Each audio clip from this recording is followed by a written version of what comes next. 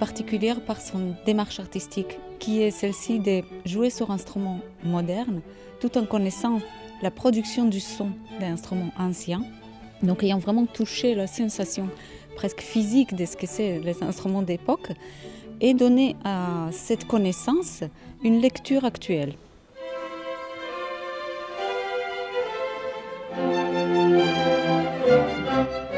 Déborah, dès le début de la création de cet orchestre, m'a parlé de cette volonté d'être dans une esthétique d'époque, c'est-à-dire de rejoindre l'agogique et l'instrumentarium qu'on pouvait avoir à l'époque des œuvres que l'on joue, et notamment pour cette série sur Mozart, en utilisant un instrumentarium moderne. Donc c'est tout un alliage, une complexité qui est un peu nouvelle, parce qu'on fait des choix de mettre les trompettes naturelles, donc vraiment qui donnent une couleur de timbre dans les cuivres naturels.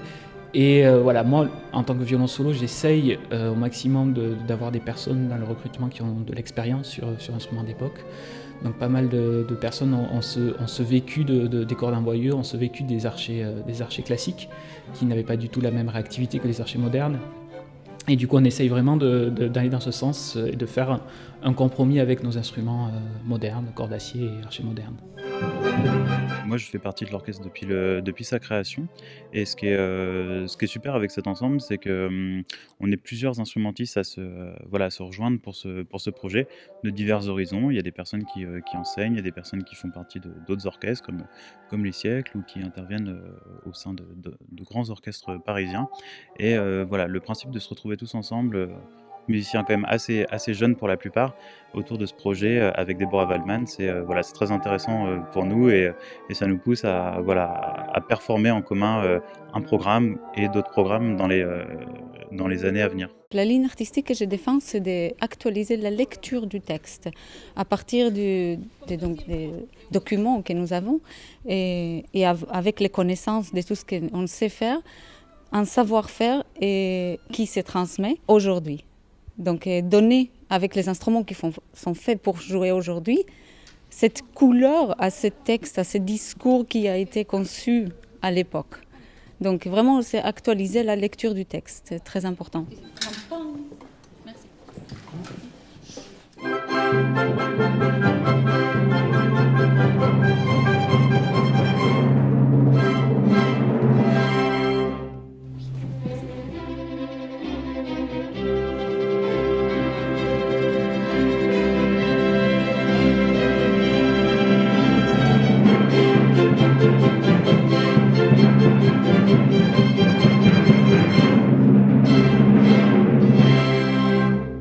Le travail s'est fait particulièrement en connaissant des causes, donc des instruments anciens, surtout sur les phrasés, sur les intentions, sur les styles. Aussi, il y a une question de diapason que nous étudions par rapport à chaque pièce pratiquement, à chaque programme, et qui donne la couleur finalement un peu plus ci, plus ça. Et on peut jouer avec ça, avec les instruments, les cuivres. Et la production du son et surtout la couleur pour les bois, par exemple. Déjà, ce qui est intéressant ici, en tout cas dans l'ensemble que Déborah a créé, c'est d'avoir un effectif vraiment orchestre de chambre, avec pas énormément de musiciens, ce qui permet vraiment, à mon sens, de trouver, en tout cas dans Mozart, toute la finesse dans l'articulation, dans les nuances, tout ce qui est requis pour faire sonner cette musique le mieux possible. Il faut aussi voir que dans les instrumentistes, il y a certains instruments qui sont naturels, comme les trompettes. Nous, sur la petite harmonie, les hautbois, les clarinettes, les flûtes, on joue sur instruments modernes. Tout ce mariage entre les différents instruments fait qu'on peut chercher avec Déborah une sonorité assez intéressante pour ce programme assez léger. Voilà. Jouer sur un instrument d'époque, c'est une démarche qui veut s'approcher le plus possible de l'esthétique de l'époque, c'est-à-dire de ce qu'a voulu le compositeur, lui, quand il l'a écrit, et ce qu'il voulait entendre au moment où il l'a écrit. Donc rechercher les instruments, le matériel qui correspond le plus, et c'est aussi rechercher la manière de jouer, c'est-à-dire l'articulation, le phrasé de l'époque, c'est-à-dire l'esthétique que voulait le compositeur.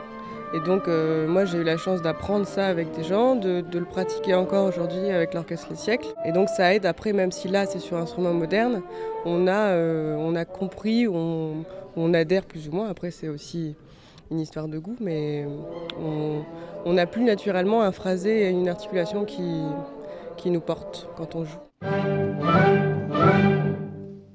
Je J'ai appelé mon orchestre Idomeneo, tout d'abord passionnée par l'opéra et c'est un genre que je voudrais bien approfondir dans l'avenir. Et pourquoi particulièrement Idomeneo? Parce que je pense que c'est un embryon pour les opéras de maturité qui viendront plus tard. Donc je trouve qu'il y a un point qui fait la liaison avec ce qui vient après. Et je voudrais vraiment marquer ces points. C'est pour ça que je l'ai appelé Idomeneo. L'intérêt, c'est que ça permet de faire jouer la jeune génération de musiciens. On se connaît tous déjà. Parce que Déborah nous laisse choisir aussi, on va dire, participe avec nous au recrutement des musiciens. Voilà, c'est se retrouver entre jeunes musiciens et donc avoir du plaisir à jouer ensemble. Blanche, à 51, ok? On prend 49.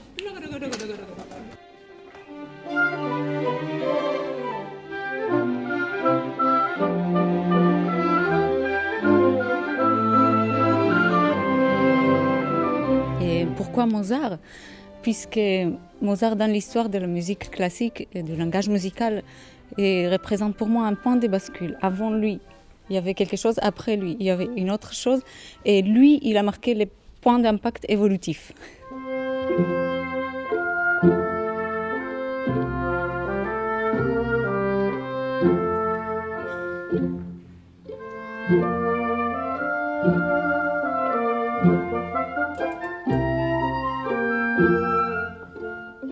J'ai choisi ce programme particulièrement de mettre en résonance donc, les airs d'opéra avec les discours dramaturgiques de la symphonie. Et l'idée était de vraiment faire écho la voix avec les thèmes, que les thèmes soient comme des caractères des personnages et à travers l'orchestre que ça devienne timbrique, que ce ne soit pas juste la voix, que ce soit la voix avec les timbres. Donc il y a cette histoire des personnages, mais en plus avec cette dimension timbrique. Je voudrais en fait montrer, donner au public cette possibilité d'écouter la symphonie autrement.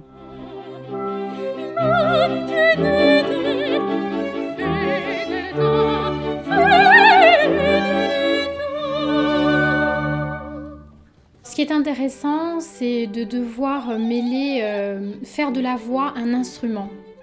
Vraiment mêler la voix avec les autres instruments, que ce soit les violons, que ce soit les violoncelles, surtout parce qu'on a tendance à comparer la voix justement aux instruments avant.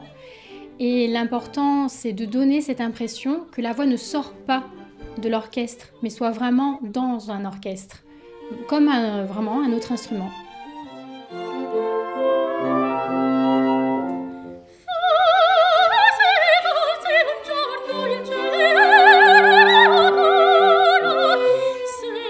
Et j'avais choisi 2 extraits, et donc Donna Anna, pour justement ce traitement presque instrumental, donc très contemporain de la voix qu'aujourd'hui les compositeurs vraiment ils écrivent pour eux, mais avec ce langage donc du style et mise en perspective avec le deuxième thème de la symphonie. Vous allez voir, c'est toujours cette histoire des battements, cette ligne. Et c'est ce que je voulais vraiment faire en relief, c'est montrer la vocalité du thème.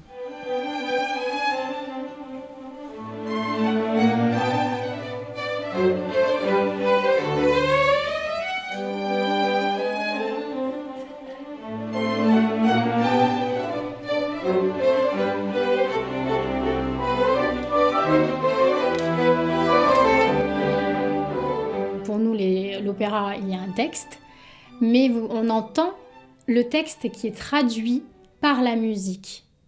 Donc, en fait, chaque mot est traduit musicalement. Donc, on pourrait très bien imaginer dans une symphonie quelques mots identiques que l'on va entendre dans Suzanne, par exemple diletto, amore. Pourquoi pas l'entendre dans Jupiter? Peut-être le mot amour va apparaître.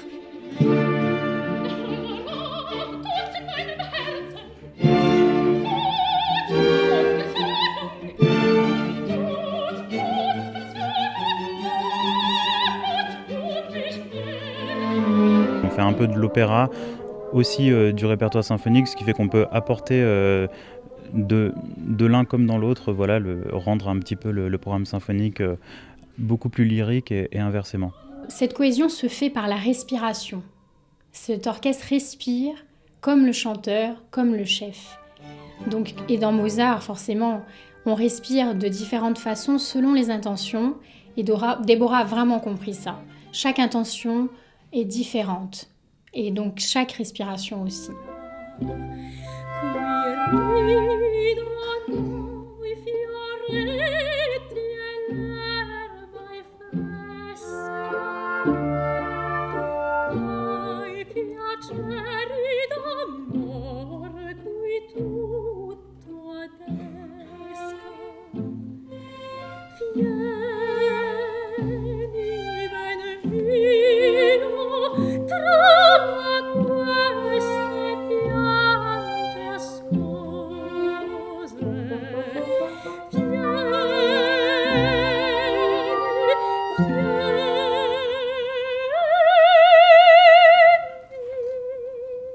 Tout musicien d'orchestre d'opéra vous le dira, on doit coller au chant, on doit coller à la logique du chant, à la respiration, à savoir comment, au niveau de la dramaturgie, on doit utiliser nos instruments.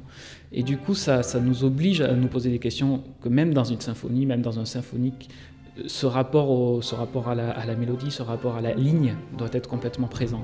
Et du coup, c'est une invitation à se poser d'autres questions dans le symphonique.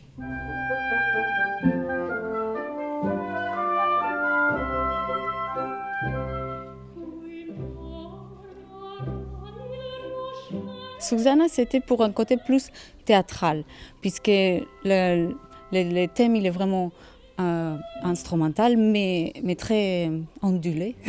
Et puis l'extrait que j'ai choisi de la symphonie, c'est vraiment presque un opéra.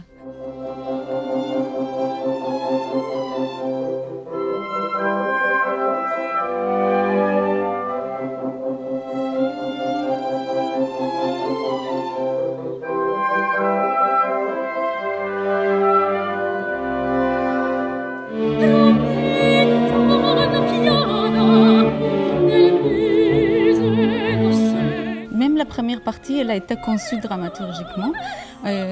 Donc on commence par un air tout simple qu'on dirait un concerto. Et après, on arrive à les donnanes, donc des sommets, et on finit par la Reine de la Nuit. Et vous allez voir que le parcours de cette première partie est déjà bien construit. Et l'idée, c'était vraiment d'imprégner les gens imprégner dans l'oreille la voix, les timbres, Puis, la deuxième partie, il y aura une résonance, puisque nous venons d'écouter la voix. Dans cette résonance, la Jupiter, justement, puisque c'est les sommets, il y a, par exemple, à la fin, la grande fugue du 4e mouvement, vous avez un éclatement, c'est comme si c'était un quintet, il y a un contrepoint, grand feu d'artifice, tout le monde est important, on peut dire 8 personnages pareils, qui chantent chaque fois, chacun avec son caractère et bien, et dans une parfaite harmonie. En fait, l'idée, c'est vraiment que toutes les voix résonnent comme des personnages à cet endroit-là. Ce qui nous unit déjà, c'est que nous sommes 2 femmes. Mozart adorait les femmes. D'ailleurs, les femmes, dans les opéras mozartiens, gèrent tous les opéras. Que ce soit du début à la fin, les femmes sont très présentes. Voire parfois, les hommes sont plus effacés que les femmes. Et l'importance, on l'a vraiment noté toutes les deux, c'est que non seulement ces femmes sont très solaires, et c'est ce que j'ai aimé chez Déborah, c'est cette facilité à nous donner beaucoup d'amour, beaucoup de soleil dans sa façon de diriger et de facilité. Elle nous laisse très libres. Et justement, ces femmes sont libres. Donc, ce qui nous a unis toutes les deux.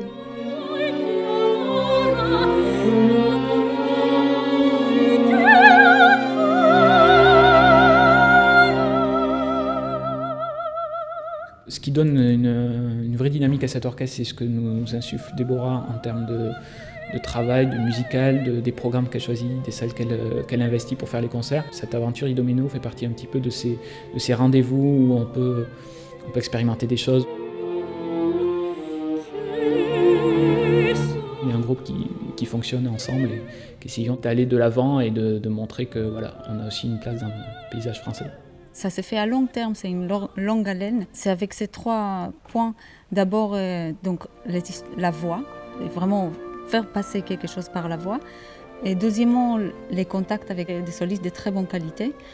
Et pour que cette chose se passe entre les musiciens, n'est-ce pas? Et puis aussi, pour garder toujours l'humilité de notre mission de transmission, les actions pédagogiques que nous faisons de façon ponctuelle sur les territoires.